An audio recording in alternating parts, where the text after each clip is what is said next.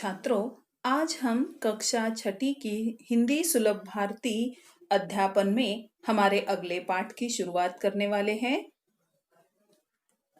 हमारा अगला पाठ है पाठ क्रमांक 3 उपहार। बच्चों, हम जब कोई अच्छा काम करते हैं या फिर हमें परीक्षा में अच्छे अंक प्राप्त हो जाते हैं या फिर हमारा जन्मदिन हो तो हमें हमारे रिश्तेदारों से, अपने दोस्तों से, घर के बड़ों से कुछ ना कुछ उपहार मिलते हैं। भेंट यानी कि उपहार। इस पाठ से हम यह सीखने वाले हैं कि अगर हम कोई अच्छा कार्य करते हैं या फिर हम पूरी ईमानदारी से कोई काम करते हैं तो उससे हमें कुछ ना कुछ अच्छा उपहार मिलता है, यानी कि हमारे उस कार्य का अच्छा फल हमें प्राप्त होता है। इस पाठ में भी आपके जैसा ही एक छोटा ऋत्विक नाम का लड़का है जो कि अपनी ईमानदारी के कारण एक परी के द्वारा अच्छा उपहार मिलता है। वो उपहार क्या है, उसे किस तरह से वो परी से मिलता है, वो सारी बातें अभी हम इस पाठ के द्वारा जानेंगे। एक गांव में ऋत्विक नाम का लड़का रहता था। वह बहुत गरीब था। गांव के पास पुस्तक मेला लगा था। उसने माँ से कहा, मैं भी मेला देखने जाऊंगा। उसकी माँ बोली, देखो, घर में कोई बड़ा नहीं है, तुम अकेले कैसे जाओगे इतनी दूर? बेटा, मेला देखने की जिद छोड़ दो, चलो दूध पी लो। अपनी माँ की बात सुनकर ऋत्विक उदास हो गया और एक पेड़ के नीचे जा बैठा। एक गांव था। उस गांव में ऋत्विक नाम का एक लड़का था जो बहुत गरीब घर का था। गरीब यानी कि दीन या फिर निर्धन। गांव के पास ही एक पुस्तक मेला लगा था। उसने उसकी माँ से पूछा कि माँ, क्या मैं पुस्तक मेला देखने जा सकता हूँ अपने दोस्तों के साथ? तो माँ बोली कि नहीं, क्योंकि तुम्हारे साथ आने के लिए घर में और कोई बड़ा नहीं है और इसके लिए तुम मेला देखने जाने की जिद छोड़ दो।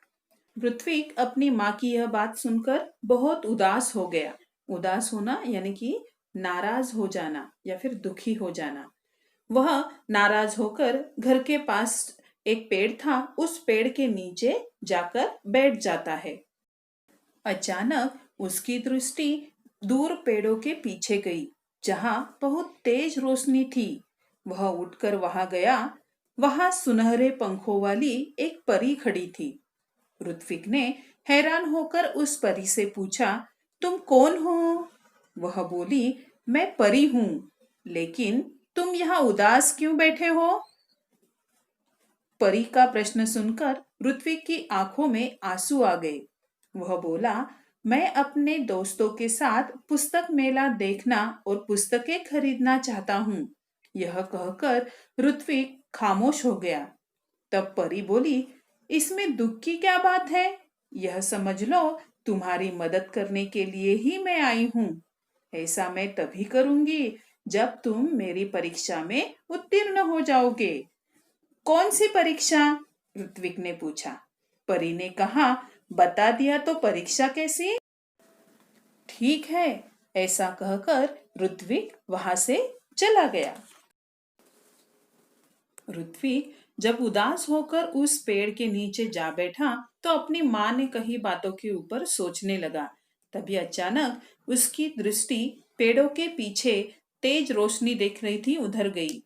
दृष्टि यानी कि नजर, तेज यानी कि प्रखर, तीव्र, रोशनी यानी कि प्रकाश या फिर उजाला।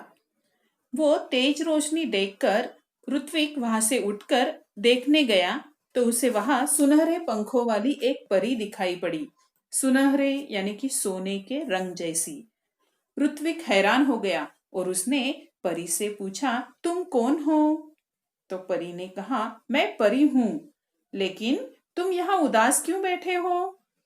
तो परी का प्रश्न सुनकर ऋत्विक ने कहा, उसकी आंखों में आंसू आ गए और वो परी से कहने लगा कि मैं अपने दोस्तों के साथ पुस्तक मेला देखने और पुस्तकें खरीदना चाहता था। इतना कहकर ऋत्विक खामोश बैठ गया। खामोश यानी कि शांत। तब परी बोली, इसमें दुख की क्या बात है? ऐसा समझ लो कि आज मैं यहाँ पर तुम्हारी सहायता के लिए ही आई हूँ, तुम्हारी मदद करने के लिए ही आई हूँ। पर मैं तुम्हारी मदद तभी करूंगी जब तुम मेरी परीक्षा में उत्तीर्ण हो जाओगे। उत्तीर्ण होना यानी कि सफल होना या फिर कामयाब होना, पास हो जाना। तभी ऋत्विक फिर से परी से सवाल करता है कि कौन सी परीक्षा?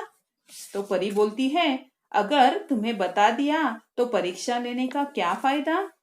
ऐसा सुनकर ऋत्विक वहां से परी को कहता है कि ठीक है, और वहां से वो निकल पड़ता है। अभी वह कुछ दूर ही गया था कि उसे रास्ते में गिरी हुई एक पोटली मिली। ऋत्विक को यह विश्वास हो गया कि लाल रंग की इस मखमली पोटली में कोई कीमती चीज होगी। उसने उसे खोलना चाहा, फिर सोचने लगा, जब यह मेरी नहीं है तो इसे खोलने का मेरा हक नहीं है। ऋत्विक ने पोटली नहीं खोली। तभी किसी की आवाज उसके कानों में पड़ी, बेटा, मेरी पोटली गिर गई है रास्ते में, क्या तुमने देखी है? ऋत्विक ने पूछा, किस रंग की थी? लाल रंग की, राहगीर ने बताया। और कोई पहचान बताओ, ऋत्विक ने राहगीर से कहा। उस पर एक परी का सुनहरे रंग में चित्र बना है, राहगीर का जवाब था। ऋत्विक ने अपनी थैली से जब वह पोटली निकाली तो उस पर छपा परी का चित्र चमकने लगा। ऋत्विक ने वह पोटली राहगीर को दे दी। अभी वह कुछ दूर ही गया था कि उसे रास्ते में गिरी हुई एक पोटली मिली। ऋत्विक को यह विश्वास हो गया कि लाल रंग की इस मखमली पोटली में कोई कीमती चीज होगी। उसने उसे खोलना चाहा, फिर सोचने लगा, जब यह मेरी नहीं है तो इसे खोलने का मेरा हक नहीं है। ऋत्विक ने पोटली नहीं खोली। तभी किसी की आवाज उसके कानों में पड़ी, बेटा, मेरी पोटली गिर गई है रास्ते में, क्या तुमने देखी है? ऋत्विक ने पूछा, किस रंग की थी? लाल रंग की, राहगीर ने बताया। और कोई पहचान बताओ, ऋत्विक ने राहगीर से कहा। उस पर एक परी का सुनहरे रंग में चित्र बना है, राहगीर का जवाब था। ऋत्विक ने अपनी थैली से जब वह पोटली निकाली तो उस पर छपा परी का चित्र चमकने लगा। ऋत्विक ने वह पोटली राहगीर को दे दी। ऐसा राहगीर से बोलकर ऋत्विक अपने घर की ओर बढ़ता है। दूसरे दिन सुबह उठकर वह वहीं पहुंचता जहां उसे परी मिली थी। देखा तो वहां कोई नहीं था। वह बैठ गया। उसकी आंखों के सामने वही लाल रंग की पोटली दिखाई देने लगी। तभी तेज प्रकाश फैला। सामने परी खड़ी थी। परी के दोनों हाथ पीछे थे।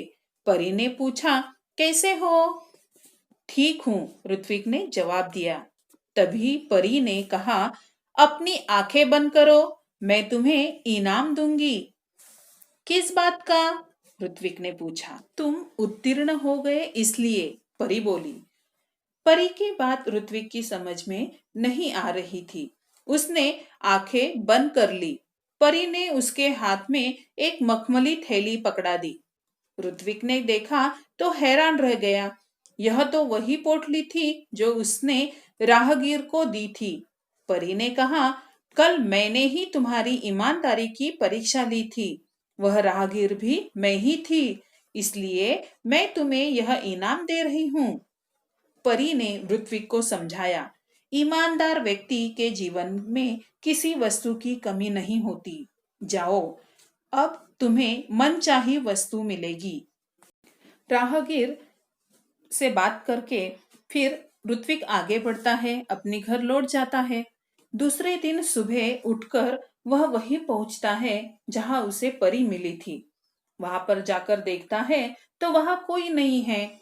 फिर सोचने लग जाता है तो बार बार उसकी आंखों के सामने वही लाल रंग की पोटली आने लग जाती है।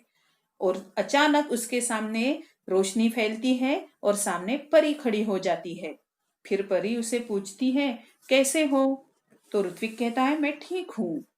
तभी परी ने उसे कहती है कि चलो अपनी आंखें बंद कर लो, मैं तुम्हें इनाम दूंगी। परी ऋत्विक के मन में विचार आता है, किस बात का इनाम? ऋत्विक फिर परी से पूछता है कि किस बात का इनाम तुम मुझे देना चाहती हो? तो परी कहती है कि तुम उत्तीर्ण हो गए हो इसलिए। फिर भी ऋत्विक के समझ में कोई बात नहीं आ रही है कि परी उसे क्या कह रही है। फिर भी ऋत्विक अपनी आंखें बंद कर कर बैठ जाता है। तभी परी उसके हाथों में वही कल की लाल रंग की पोटली थमा देती है। पोटली हाथ में मिलते ही ऋत्विक हैरान हो जाता है। हैरान होना यानी कि चकित हो जाना। वो हैरान हो जाता है और सोचने लग जाता है, ये तो वही पोटली है जो मैंने कल राहगीर को वापस दी थी। तभी परी उसे कहती है, कल मैंने ही तुम्हारी ईमानदारी की परीक्षा ली थी, वह राहगीर भी मैं ही थी, इसलिए मैं तुम्हें यह इनाम दे रही हूँ। परी ने ऋत्विक को समझाया कि ईमानदार व्यक्ति के जीवन में कभी किसी चीज की कमी नहीं होती है, क्योंकि वो पूरी ईमानदारी से अपना कार्य करता है, इसके लिए उसे उसका इनाम जरूर मिलता है। जाओ तुम्हें भी तुम्हारी मनचाही वस्तु जरूर मिलेगी। ऐसा कहकर परी उसे घर जाने के लिए कहती है। अब इस परिच्छेद में इनाम यानी कि पुरस्कार, पारितोषिक, और ईमानदार यानी कि सच्चा, ईमानी। ऋत्विक के पास शब्द नहीं थे जिनसे वह परी को धन्यवाद देता। खुशी से उसकी आंखें भर आई। लाल मखमली पोटली ऋत्विक ने अपनी माँ को दी। उसकी समझ में यह नहीं आया कि उसका बेटा उसे क्या दे रहा है। जब माँ वह पोटली खोलने लगी तब पोटली कई गुना बड़ी हो गई।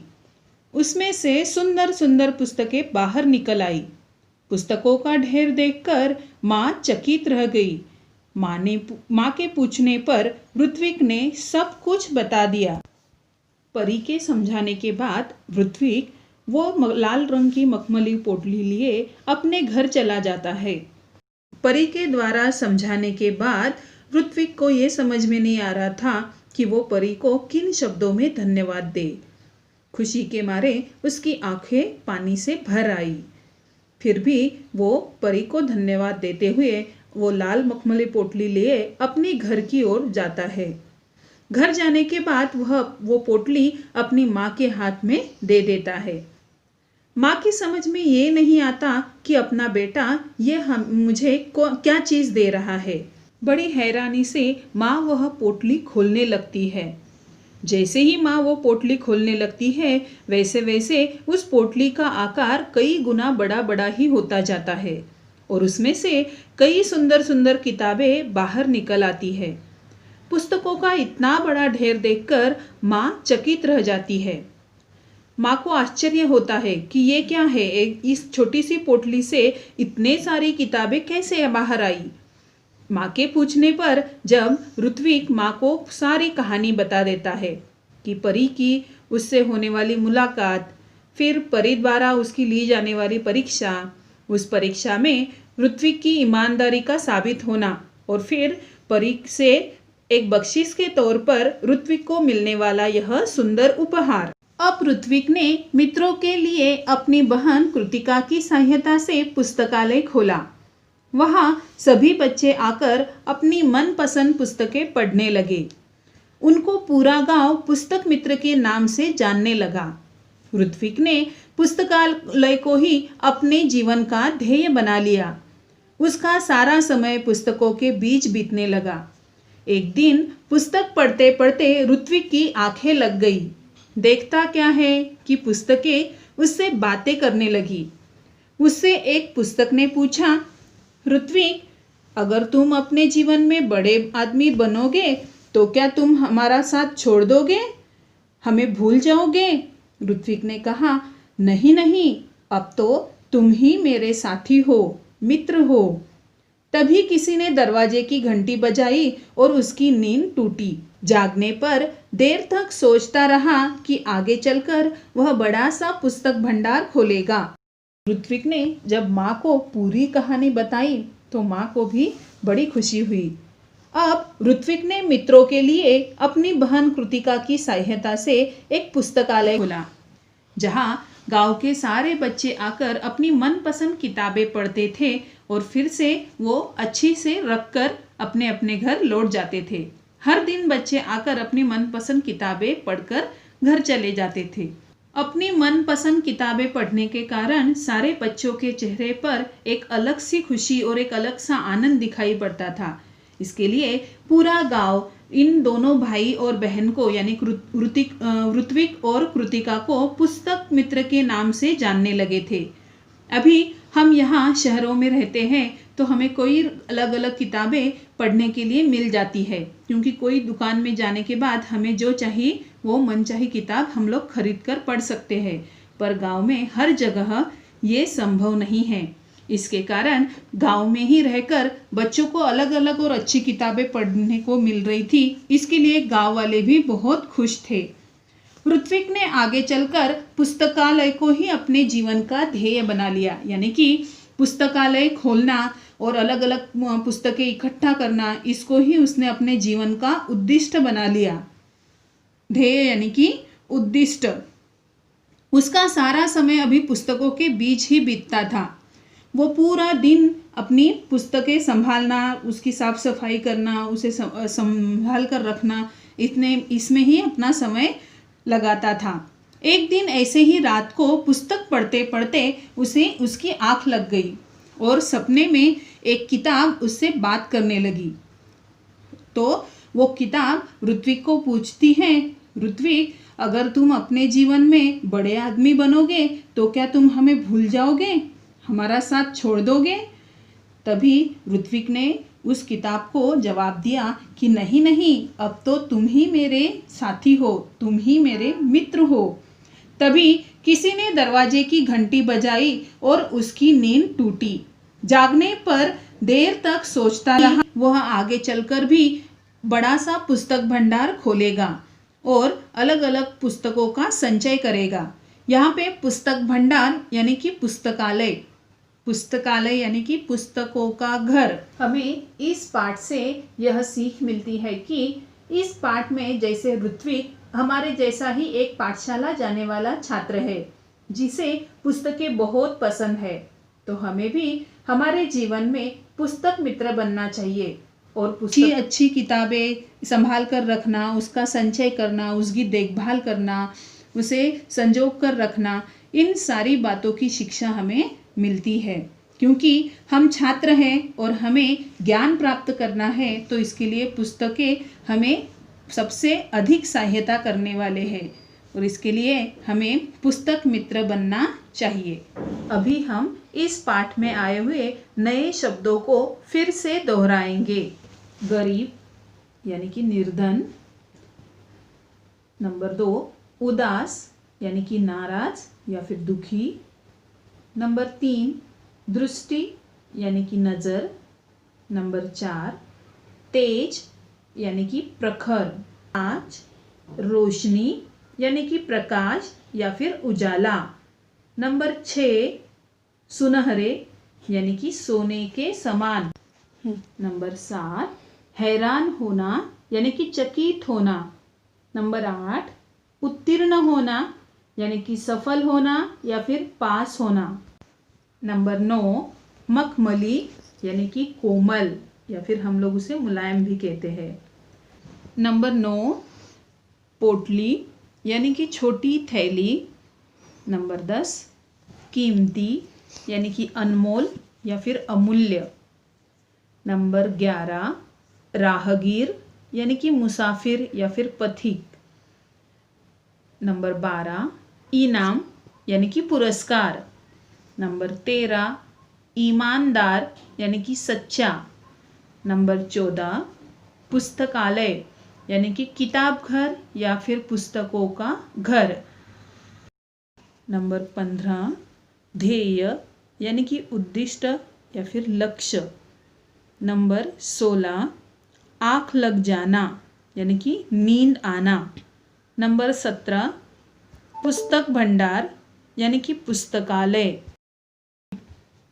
अब हम इस पाठ पर आधारित स्वाध्याय देखेंगे, जिसके स्वाध्याय में पूछे गए सवालों के जवाब आपको लिखने हैं। प्रश्न नंबर 1, किसने किससे कहा लिखो, यानी कि जो वाक्य आपको दिए हुए हैं वो इस पाठ में किस व्यक्ति ने किससे कहे हैं उसके जवाब आपको लिखने हैं। प्रश्न क्रमांक 2 में आपको एक चित्र दिया है, जिस चित्र के एक भाग में पुस्तकें हैं, अलग अलग पुस्तकें दी हुई हैं और दूसरे भाग में कुछ खेल के सामान का चित्र दिया है। अभी आपको उन चित्रों के आधार पर उचित और आकर्षक विज्ञापन तैयार करना है। हम लोग टीवी में विज्ञापन देखते हैं, साथ ही साथ किसी मैगजीन में या फिर वृत्तपत्र में भी, यानी कि न्यूज़पेपर में भी हम लोग, समाचार पत्र में भी हम लोग विज्ञापन देखते हैं। तो अलग अलग चीज़ों के विज्ञापन होते हैं। वैसे ही इन दोनों में से कोई एक चित्र का आधार लेकर आपको आकर्षक विज्ञापन तैयार करने की कोशिश करनी है।